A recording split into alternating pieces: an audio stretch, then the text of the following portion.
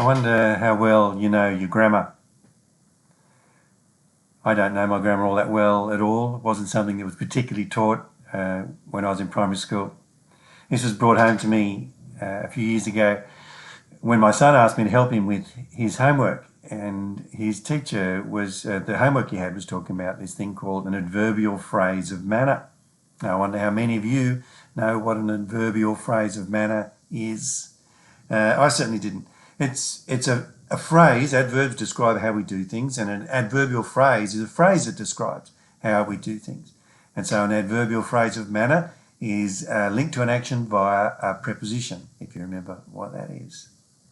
So the verb might be, you say, he sings, and the adverbial phrase of manner, he sings in a low register, right? So there's a little phrase that describes how you do something.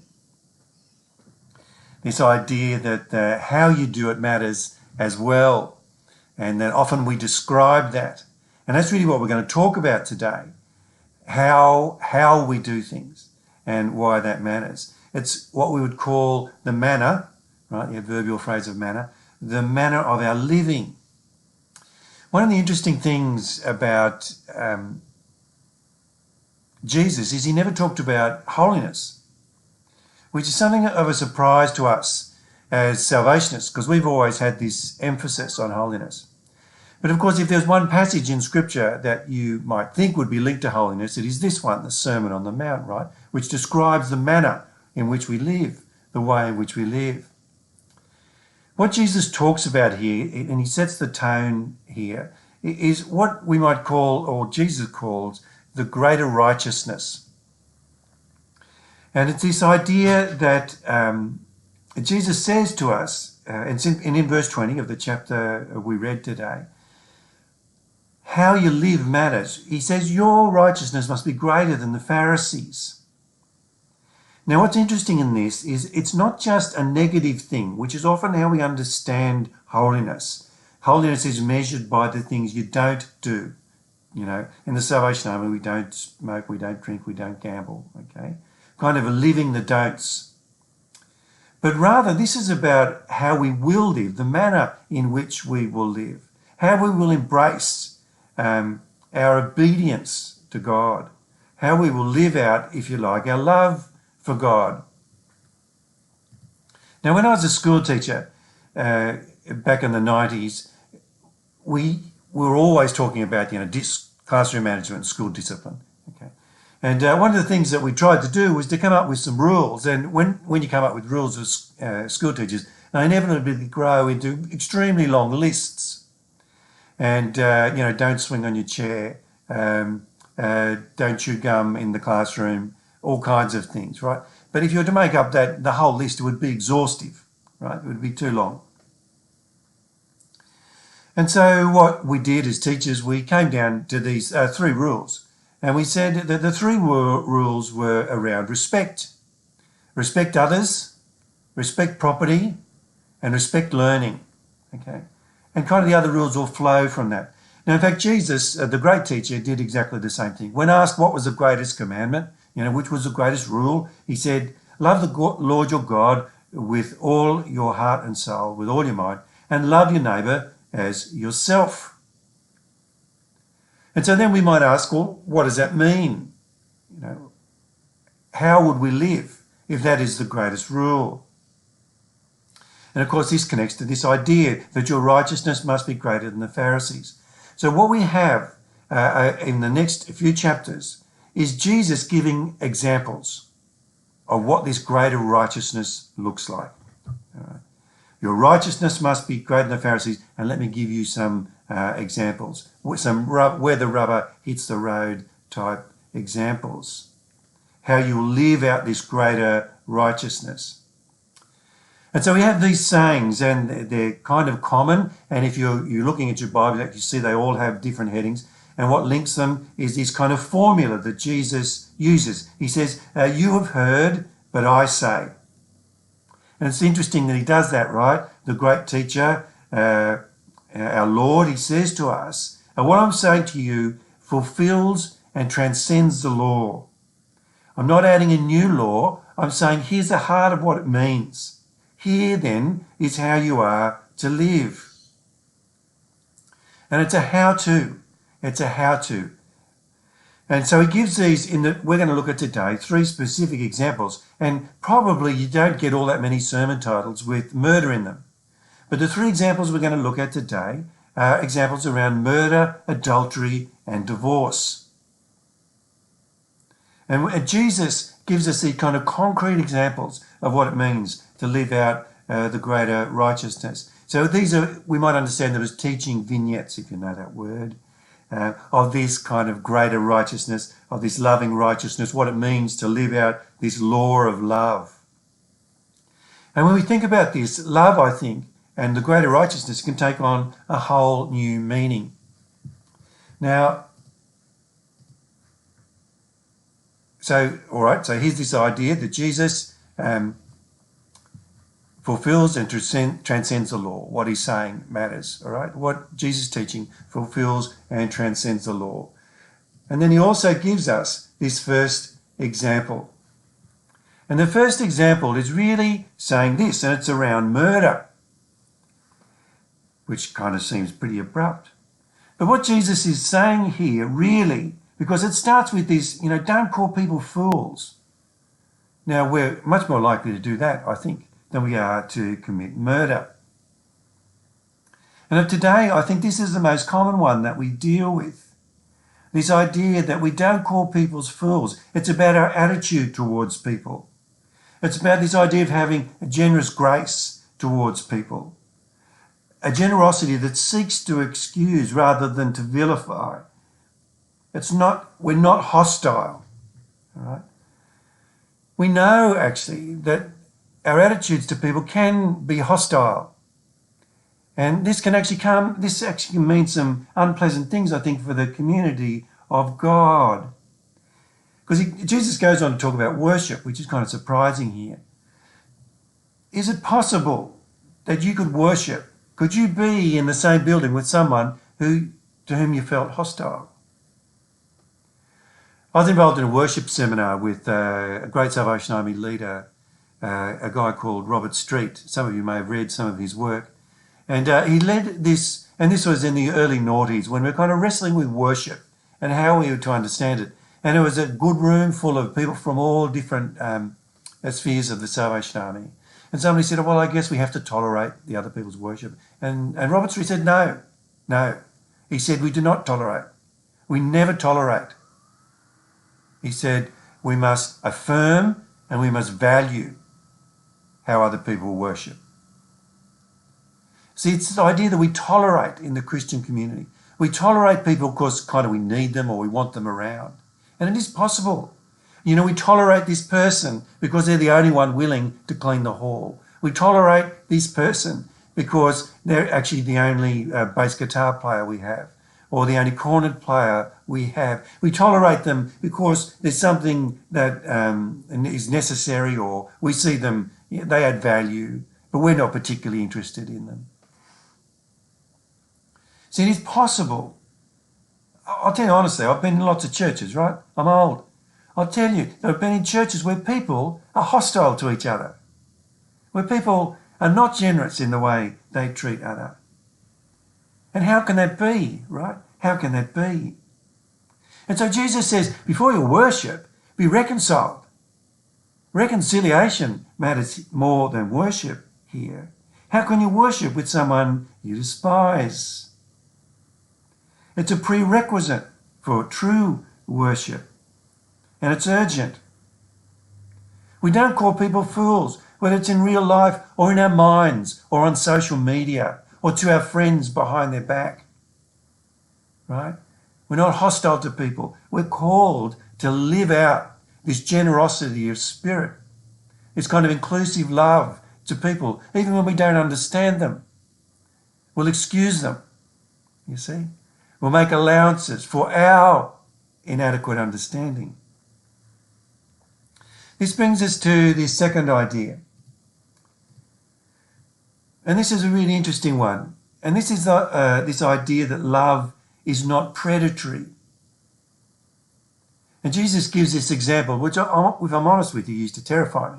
as a young man. You know, when you look on a woman with lust, what does that mean?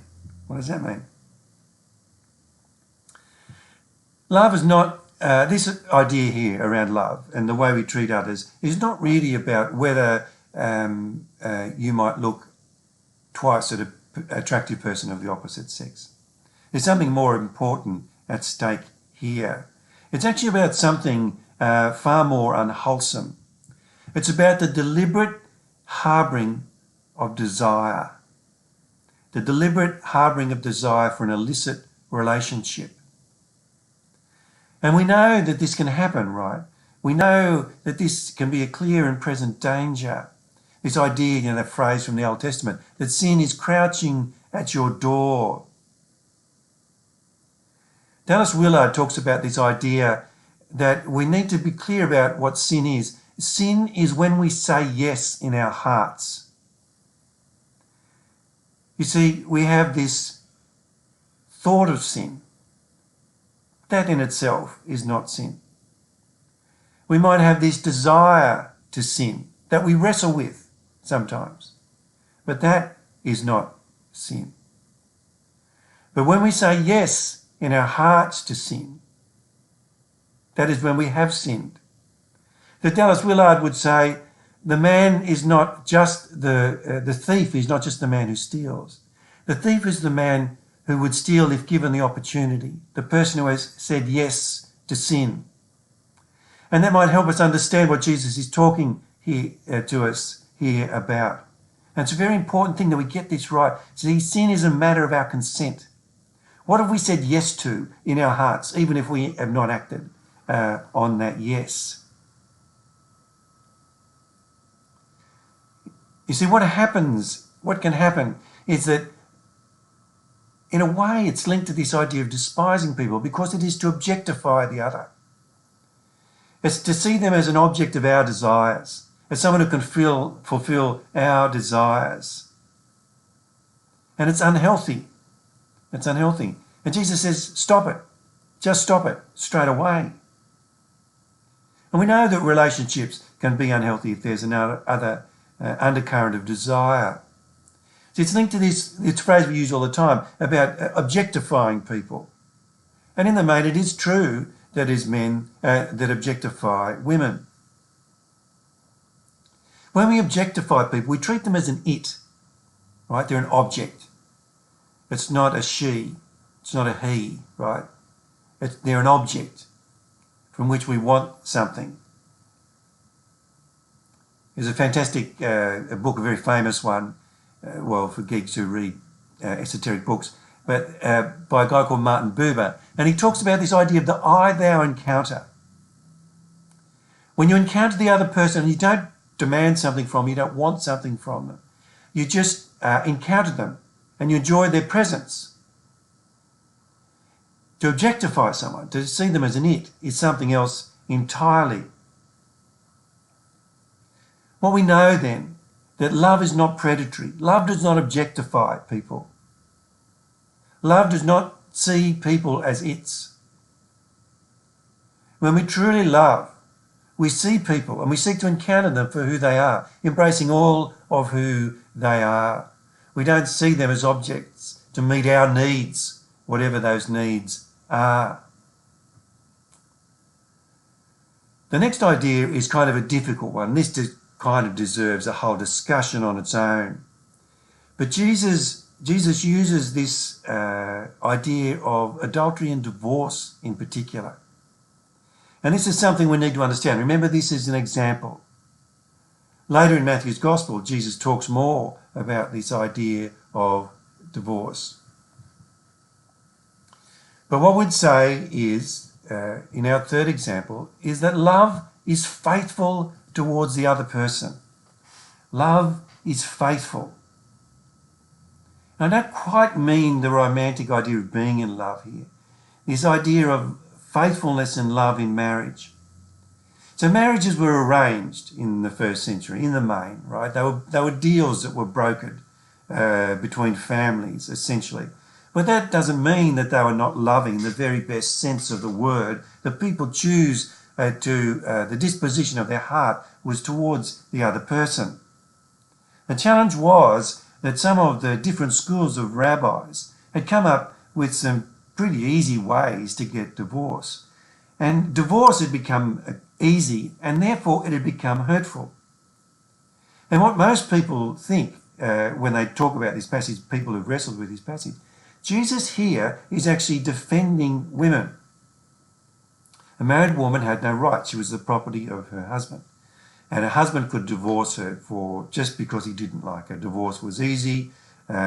He just had to write a note to his wife to say he was displeased with her, and that was it. The marriage was over, and the woman had no status. She was unprotected. And Jesus says, and if you take advantage of this situation, as a man, if you take advantage of this situation and marry this unprotected woman, you're the one that's involved in this adultery. See, Jesus says here, essentially, if you divorce your wife for no serious reason, it may be legal, but it is not right.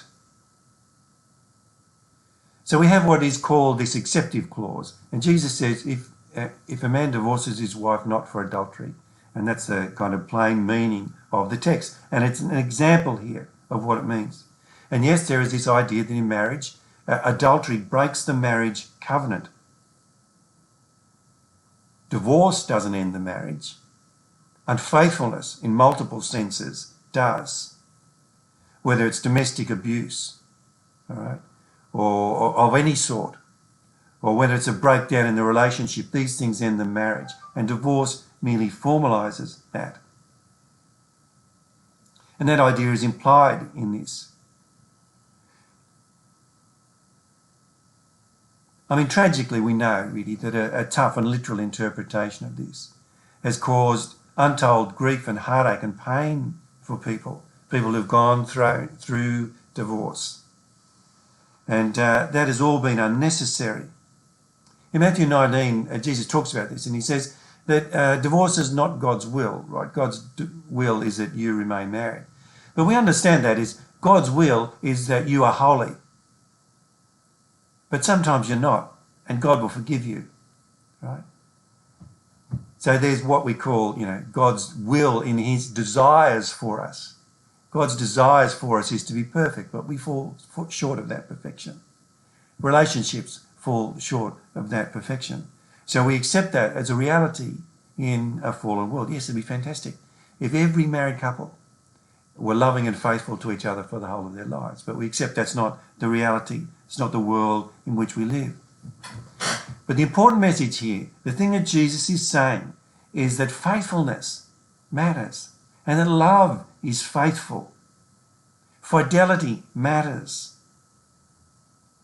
You see, the challenge is in society, and it was in Jesus' time and it is in ours, that if we make divorce easy, then marriage is cheap. Jesus wanted to stress that marriage means something. It means something. Love is faithful. Love is faithful to the other person. So these three examples give us this idea of how do we live out this greater righteousness? How do we live out this faithfulness to this kind of law of love, these rules of love that Jesus gives us? You see, true discipleship is a love-filled righteousness. And it's much deeper than not calling people fools or not looking at women or not getting divorced, right? Those negative things. It's actually about how we are to live. We talked last week about this idea that we're called to be a prophetic community. And one of the hallmarks of this prophetic community is the way we love. It's at the heart of this idea of Christian community. Look how they love each other, people should say, when they see us as Christians, when they see us as Christians in the world. And so when we think about this idea, of Christian community, we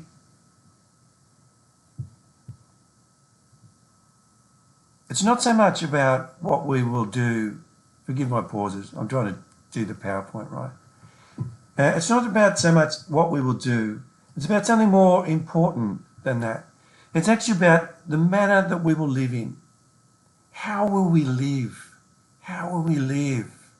We want to live lives that are like Jesus. We used to sing this song in the Salvation, to be like Jesus, his hope possesses me. Whenever I sing it, I think, is that actually true? Is that actually true? That this hope possesses me? That my whole being is possessed with this idea that I want to live like Jesus? Is that actually true?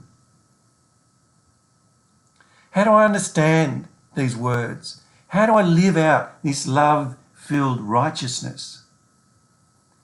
Because we must understand that living out this grace-filled righteousness, it's not about what I will not do. The question is, how can I better serve thee, Lord? How can I be all that you want me to be? And it should change our prayers, I think. Our prayers become, Lord, increase my love. Increase my capacity to love. Help me to live a love-shaped life. And so we think about this adverbial phrase of manner. How then shall we live? How then shall we live? We obey Christ. We're truly his followers. When we live out this commitment to love, when we live out this love-filled righteousness. True discipleship is love-filled righteousness. May that be the goal of our living and of our prayers.